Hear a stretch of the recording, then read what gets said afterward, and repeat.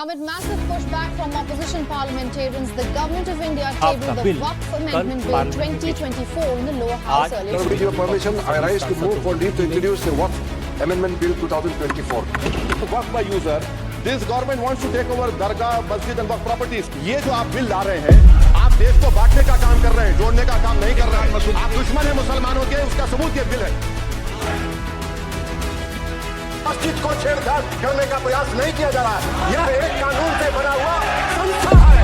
उस संस्था को पारदर्शी बनाने के लिए कानून बनाया जा रहा है. शुरू से बोल रहा हूँ, डिवीजन करवाइए, डिवीजन करवाइए.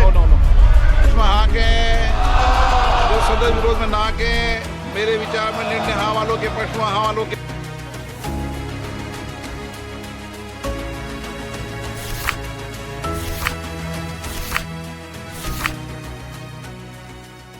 अस्सलामुअलैकुम दोस्तों, तारीख 8 अगस्त 2024 cabinet minister of minority affairs Kiren Rijiju parliament के अंदर एक बिल पेश करते हैं, वक्फ अमेंडमेंट बिल 2024.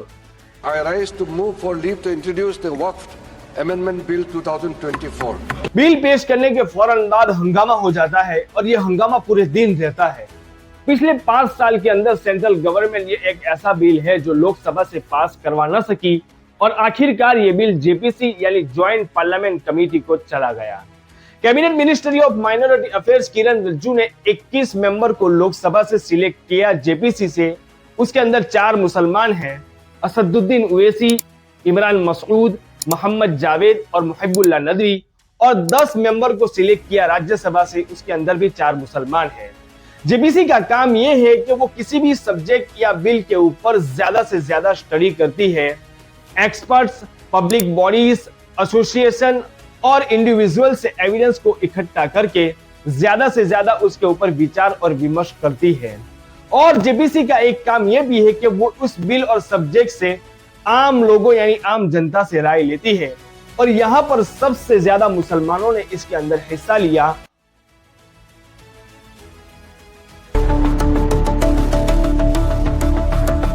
और ज्यादा से ज्यादा जेपीसी को ईमेल के जरिए अपने विरोध को दर्ज कराया. मुस्लिम पर्सनल लॉ बोर्ड के डेटा के मुताबिक 3.5 से 4 करोड़ से ज्यादा ईमेल मुसलमानों ने इस बिल के खिलाफ जेपीसी को दर्ज कराए हैं. वक्फ अमेंडमेंट बिल 2024 को ब्रेक डाउन करने से पहले एक बात क्लियर कर दूं कि जितने भी वीडियोस इंटरनेट और यूट्यूब के ऊपर वक्फ के नाम पर सर्कुलेट हो रहे हैं, वो सारे के सारे वीडियो फर्जीवाड़े, झूठ और एक स्क्रिप्टेड प्रोपेगेंडा है जो राइट विंग और लेफ्ट विंग दोनों ने मिलकर फैलाया है.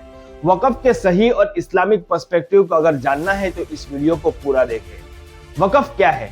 वक्फ एक इबादत है और ये अल्लाह की इबादत है जिसका मकसद लोगों की मदद करना है अल्लाह को राजी करने के लिए. जब भी कोई शख्स कोई प्रॉपर्टी वक्फ करता है तो उसके वक्फ करने से उसकी ऑनरशिप और मिल्कियत खत्म हो जाती है और अल्लाह की मिल्कियत उसके ऊपर आ जाती है. और उसके बाद न उसको वो कोई बेच सकता है और न वो खरीद सकता है, न उसको किराए के पर दे सकता है और न ही उसको मॉर्गेज यानी रहन के तौर पर वो दे सकता है, और न उसके मरने के बाद उसकी औलाद उसके ऊपर वरासत का दावा कर सकती है. अगर कोई आदमी वक्फ करना कोई चीज चाहता है तो उसके लिए 3 कंडीशन है. नंबर 1 कि वो उस प्रॉपर्टी का मालिक हो. नंबर 2 उस प्रॉपर्टी के अंदर कोई उसका पार्टनर ना हो. और नंबर 3 वो अपनी खुशी से उस प्रॉपर्टी को वक्फ कर रहा हो. वक्फ के फवाइद. वक्फ का एक फायदा तो यह है कि इंसान के मरने के बाद भी उसको उसका सवाब मिलता रहता है. मसाजिद, मदारिस, खानका और कब्रिस्तानों का क़याम उसके जरिए अमल में आता है और गरीबों की मदद होती है, यतीमों और बेवाओं की कफालत होती है. मुसाफिर खाना, अस्पताल, कॉलेज, स्कूल, यूनिवर्सिटी अगर कोई आदमी वक्फ करता है तो उससे गरीब ही नहीं बल्कि अमीर मुसलमान भी उससे फायदा उठा सकता है. अगर वक्फ का सही तरीके से इस्तेमाल किया जाए तो मुल्क की इकोनॉमी के साथ साथ गरीब मुसलमानों की आर्थिक हालत को भी मजबूत किया जा सकता है. और इसी तरीके से वक्फ के बहुत सारे फवाइद हैं. मुसलमानों की पसमानदगी तालीम के अंदर जो है उसको भी कौमी धारे के अंदर ला खड़ा किया जा सकता है. जब कुरान करीम की ये आयत नाजिल हुई, लन तनालुल बिर्रा हत्ता तुनफिकू मिम्मा तुहिब्बुन, कि तुम में से कोई भी शख्स खैर और नेकी उस वक्त तक हासिल नहीं कर सकता जब तक का वो अपने सबसे महबूब माल को अल्लाह के रास्ते के अंदर खर्च कर दे। तो सहाबाए किराम में से हजरत अबू तलहा रज़ियल्लाहु ताला अन्हु दौड़े भागे आप सल्लल्लाहु अलैहि वसल्लम के पास गए और आप सल्लल्लाहु अलैहि वसल्लम से मशवरा किया कि मुझे सबसे ज्यादा महबूब मेरा बाग है जो मदीना मुनव्वरा के अंदर मस्जिद नबवी के पास है, क्या मैं उसको अपने रिश्तेदारों के अंदर वक़फ कर दूं? आप सल्लल्लाहु अलैहि वसल्लम से मशवरा करके उन्होंने उस बाग को अपने रिश्तेदारों के अंदर तकसीम कर दिया। वैसे ही हजरत उमर रज़ियल्लाहु ताला अन्हु के बेटे हजरत अब्दुल्लाह रज़ियल्लाहु ताला अन्हु ने अपना सबसे कीमती माले गनीमत जो उनको जंग खैबर के अंदर से मिला था उनको उन्होंने वक़फ कर दिया। हजरत अबू हुरैरा रज़ियल्लाहु ताला अन्हु से रिवायत है कि रसूलुल्लाह सल्लल्लाहु अलैहि वसल्लम ने फरमाया कि आदमी के मरने के बाद 3 नेकियां जो है उसके उसके सवाब को जारी रखती है। नंबर 1 वो इल्म जो उसने लोगों को सिखाया, नंबर 2 वो नेक औलाद जो उसने दुनिया के अंदर छोड़ी, और नंबर 3 वो माल और वो वक़फ की हुई प्रॉपर्टी जो उसने अपनी सेहत के जमाने के अंदर अपनी जिंदगी के अंदर अल्लाह के रास्ते के अंदर खर्च की।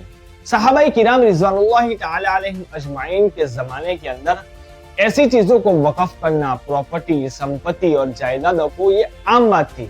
जिसके पास जितनी इस्तिदात होती थी उतनी वो वक़फ करता रहता था।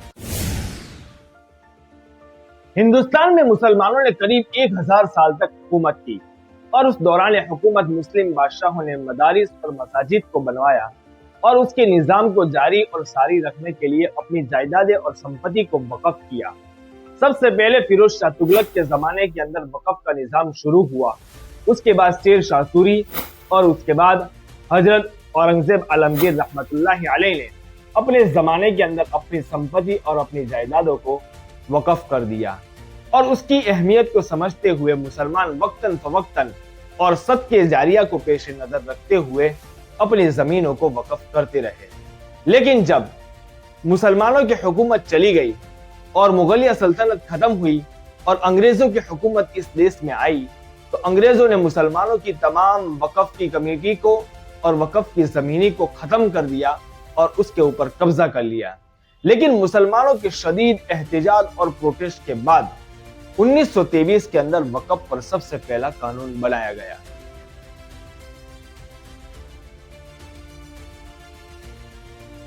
मुल्क की आजादी के बाद 1953 के अंदर वक़फ का कानून बनाया गया और इसका मकसद यही था कि मुसलमानों की जमीनों को प्रोटेक्ट किया जाए। लेकिन अफसोस की बात यह है कि उसके बाद भी मुसलमानों की जमीन और वक़फ की जमीनों को प्रोटेक्ट नहीं किया जा सका। उसके बाद 1983 में, फिर 1995 में और सबसे आखिर के अंदर 2013 में मुसलमानों के तमाम मतालिबात को सामने रखते हुए वक़फ का कानून बनाया गया। और कुछ उम्मीद थी कि सरकार इस कानून के ऊपर अगर ईमानदारी से अमल पैरामद होती तो वक़फ के लिए कुछ बेहतर हो सकता था, लेकिन ऐसा नहीं हुआ।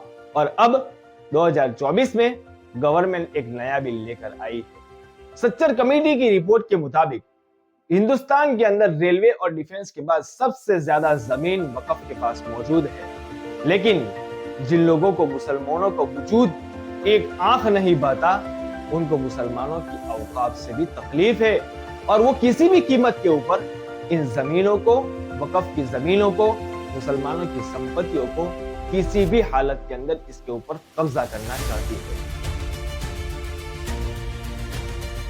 हमेशा की तरह हुकूमत ने इस बार भी मुसलमानों को यह झांसा दिया है कि यह बिल मुसलमानों के लिए बनाया गया है, उससे औरतों, बच्चों और कमजोर मुसलमानों को फायदा होगा, बल्कि ये बात बिल्कुल झूठ है।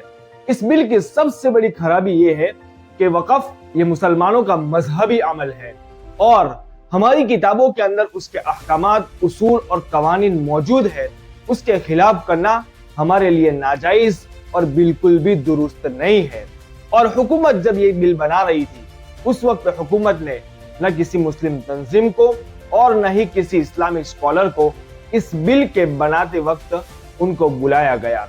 इस बिल के अंदर 40 बड़े चेंजेस किए गए हैं। उसके अंदर मैं 5 मेजर चेंजेस आपको बताना चाहूंगा। मुसलमानों की वक़फ की $1 बिलियन की संपत्ति को मैनेज करने के लिए सेंट्रल वक़फ बोर्ड और स्टेट वक़फ बोर्ड होता है। पहले कानून ये था कि स्टेट वक़फ बोर्ड और सेंट्रल वक़फ बोर्ड के सारे मेंबर मुसलमान होंगे कोई भी गैर मुस्लिम मेंबर नहीं बन सकता। अब सरकार जो कानून लेकर आई है उसके अंदर ये चेंज कर दिया गया है और कहा गया है कि सेंट्रल वक्फ बोर्ड और स्टेट वक्फ बोर्ड के टॉप ऑफिशियल और वक्फ बोर्ड का चीफ एग्जीक्यूटिव और सीईओ गैर मुस्लिम बन सकता है। अब सवाल ये होता है कि गुरुद्वारा कमेटी और हिंदू कमेटी के अंदर जब कोई मुसलमान मेंबर नहीं बन सकता तो फिर मुस्लिम वक्फ बोर्ड के अंदर कोई गैर मुस्लिम कैसे मेंबर बन सकता है? क्या ये मुसलमानों की बिलियन डॉलर की प्रॉपर्टी को, जो वक्फ की प्रॉपर्टी है, उसको गैर मुस्लिमों को सौंपने जैसा नहीं है? सरकार का खुद का ये कानून ये है कि कोई भी गैर मुस्लिम अपनी प्रॉपर्टी को मुस्लिम वक्फ बोर्ड के अंदर वक्फ नहीं कर सकता। जब वक्फ नहीं कर सकता तो मुस्लिम वक्फ बोर्ड का मेंबर कैसे बन सकता है? ये पहला चेंजेस ही सरकार की नीयत के ऊपर सवाल खड़ा करती है और ये पता लगता है कि सरकार गैर मुस्लिमों को लाकर वक्फ के बिलियन डॉलर की संपत्ति का गलत इस्तेमाल करना चाहती है। हमारी मजहबी किताबों के अंदर वक्फ को कैसे और कहां पर किस तरीके से इस्तेमाल किया जाए उसके उसूल और कवानीन दोनों मौजूद है। वक्फ मसाजिद है तो उसके कानून अलग, वक्फ मदरसा है तो उसके कानून अलग, वक्फ कब्रिस्तान है तो उसका कानून अलग। और अब ये जो सरकार नया बिल लेकर आई है उसके अंदर इसको चेंज कर दिया है और अब वक्फ की प्रॉपर्टी और वक्फ की जमीनें को कैसे और कहां पर इस्तेमाल किया जाए अब ये सरकार तय करेगी। इसके दो बड़े नुकसान हैं। सबसे पहला ये कि मुसलमानों के कंट्रोल से वक्फ की प्रॉपर्टी और वक्फ की जायदादें चली जाएगी और दूसरा ये कि जब सरकार के हाथ के अंदर जब चली जाएगी तो मुसलमान आइंदा अपनी प्रॉपर्टी को और अपनी जायदादों को वक्फ करने से रुक जाएंगे और बहुत बड़े खैर और सवाब से महरूम रह जाएंगे। और तीसरा चेंजेस ये है कि जिस शख्स को इस्लाम लाए 5 साल हो गए हो वही शख्स वक्फ कर सकता है और उस आदमी का वक्फ कबूल नहीं होगा जिसको इस्लाम लाए 5 साल पूरे नहीं हुए। ये भी इस्लामिक शरीयत के खिलाफ है क्योंकि इस्लाम के अंदर तो गैर मुस्लिमों का वक्फ भी कबूल किया जाता है और यहाँ पर मुसलमान होने के बावजूद भी वो अपनी प्रॉपर्टी और जमीन को वक्फ नहीं कर सकता और उसके वक्फ कबूल नहीं किया जाएगा।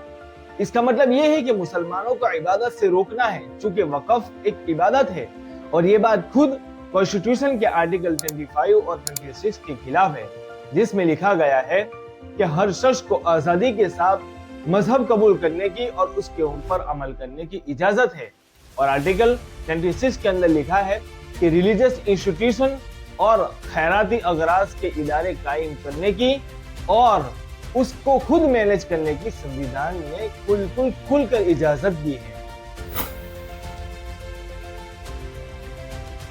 और इस नए बिल में चौथा चेंजेस ये है कि जितनी भी जमीनें और एसेट मुसलमानों की वक्फ के नाम पर मौजूद है अगर वो रजिस्टर नहीं है तो सरकार उनके ऊपर कब्जा कर लेगी और उनको सरकारी जमीन डिक्लेयर कर देगी, उनको वक्फ तस्लीम नहीं किया जाएगा। और ये भी इस्लामिक शरीयत के खिलाफ है क्योंकि इस्लाम के अंदर खालिस ज़बानी कह देने से आपकी जमीन वक्फ हो जाएगी, उसको रजिस्टर करने की जरूरत नहीं है। हमारे हिंदुस्तान के अंदर वक्फ की तारीख बहुत पुरानी है, बहुत सारी हमारी मसाजिदें 500,000 साल पुरानी है। अब चुनांचे उन सारी मसाजिदों के कागजात कहाँ पर होंगे और उनका रिकॉर्ड भी तलाश करना नामुमकिन है। जब कागजात नहीं है, रिकॉर्ड नहीं है तो उनको रजिस्टर कैसे कराया जा सकेगा? उनके वक्फ होना ये बात का सबूत है कि उनको इतने सालों से वक्फ के तौर पर इस्तेमाल किया जा रहा था। अब अगर सरकार ये नया बिल लेकर आती है तो हमारी बहुत सारी मसाजिदें, ज्ञानवापी, सुनहरी और ऐसी कई हजारों मसाजिदें हैं जिसके ऊपर सरकार की नजर है, सारों पर सरकार कब्जा कर लेगी और उनको सरकारी जमीन डिक्लेयर कर दिया जाएगा। और ये बिल इसीलिए लाया जा रहा है ताकि उनको बाबरी मस्जिद की तरह ज्यादा मेहनत न करनी पड़े और मुसलमानों की जमीनों को और मसाजिदों को आसानी के साथ हड़प सके। इस बिल के अंदर जो 5वां चेंजेस है वो सबसे ज्यादा खतरनाक है और वो ये है कि अभी का कानून जो है कि कोई शख्स अगर वक्फ की जमीन के ऊपर कब्जा करता है या फिर वक्फ किसी जमीन के ऊपर दावा करती है तो फिर उसको वक्फ ट्रिब्यूनल सॉल्व करेगा और वो स्टेट के चीफ जस्टिस उसको सिलेक्ट करते हैं। लेकिन अगर ये कानून आ गया तो ये सारी ताकत के कौन सी जमीन वक्फ की है और कौन सी जमीन वक्फ की नहीं है, ये अब जिला कलेक्टर तय करेगा। कलेक्टर किसी जमीन के बारे में अगर ये कह दे कि ये जमीन सरकारी है तो फिर उसको सरकारी मान ली जाएगी। इसी तरीके से पूरे हिंदुस्तान के अंदर जितने भी मस्जिद और मंदिर के मुकदमे चल रहे हैं, उन सारों को खालिस कलेक्टर के जरिए लिखवाकर बआसानी मुसलमानों से हासिल किया जा सकता है। और आपको पता ही है कि अगर कलेक्टर को किसी भी स्टेट पॉलिटिशियन का फोन आ जाए तो उसके लिए सरकार के खिलाफ फैसला करके मुसलमानों को उनकी वक्फ की जमीन देना आसान नहीं होगा, और इसी तरीके से मुसलमानों की आधी से ज्यादा वक्फ की प्रॉपर्टी को कब्जा कर लिया जाएगा और वक्फ के सारे इख्तियारात को खत्म कर दिया जाएगा। अगर इस नए बिल के 40 चेंजेस को सही ढंग के साथ, अंडरस्टैंडिंग के साथ पढ़ा जाए तो सरकार की नीयत का साफ पता चलता है कि सरकार वक्फ के अंदर ट्रांसपेरेंसी और करप्शन फ्री करने की जगह पर उसको बिल्कुल खत्म कर देना चाहती है और मुसलमानों की इतनी बड़ी संपत्ति को हड़प कर मुसलमानों को और मफलूज करने और अपने लोगों को फायदा पहुंचाना चाहती है। और मुसलमानों को संविधान ने जो हिंदुस्तान के अंदर कॉन्स्टिट्यूशन के जरिए से मजहबी आजादी दी है उसको छीनना चाहती है और कॉन्स्टिट्यूशन के उसूलों के खिलाफ वर्जी कर रही है। और एज ए इंडियन मुस्लिम हमें ये बिल बिल्कुल भी मंजूर नहीं है।